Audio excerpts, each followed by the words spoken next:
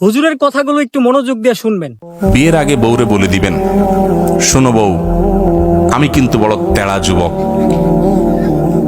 আমি কিন্তু 2 নম্বর পথে কামাই করব না। অতএব অন্য মানুষদের বউদের মতো সকাল বিকাল শাড়ি পাল্টাবা আর 3 পিস পাল্টাবা, মার্কেটে যায় কেনার পরে বলবা শুধু কার্ডের ঘষা দেন আর বিল দেওয়া হয়ে যাবে, এগুলো কিন্তু আমার দ্বারা হবে না। আমি কিন্তু হালাল খোর, আমি হারাম খোর না। বলা যাবে না ইনশাল্লাহ? হবু বউরে বলে দিতে পারবেন না? বেশিরভাগ ক্ষেত্রে দেখবেন ওই মেয়ে বলবে, আব্বু না, সমস্যা আছে ছেলের, কারণ তার দরকার কি? একটা চোর। তার দরকার একটা চোর, তার দরকার একটা ঘুষখোর, তার দরকার একটা দুর্নীতিবাজ, তার দরকার একটা টিন চোর, তার দরকার একটা গম চোর।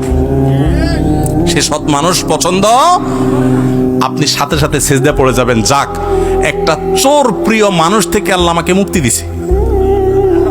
একটা সৎ মানুষ খুঁজবেন, চেষ্টা করা যাবে না ইনশাআল্লাহ? অসৎ হওয়ার জন্য যোগ্যতা লাগে না, অসৎ হওয়ার জন্য যোগ্যতা, চোর হওয়ার জন্য যোগ্যতা লাগে না, সৎ হওয়ার জন্য যোগ্যতা লাগে। সৎ হওয়ার জন্য মেরুদণ্ড শক্ত থাকতে হয়, হিম্মত থাকতে হয়, সৎসাহস থাকতে হয়। বাবাকে বলতে হয়, বাবা আমি চুরি